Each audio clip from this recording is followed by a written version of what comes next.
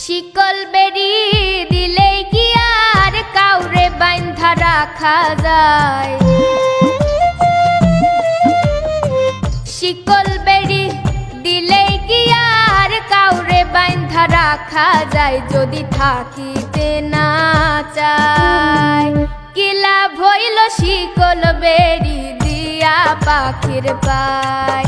আমার মন ভোলা পাখিটা এখন উড়িয়া বেড়ায়। কি লাভ হইল শিকল বেরি দিয়া পাখির পায়? কি লাভ হইল শিকল বেরি দিয়া পাখির পায়?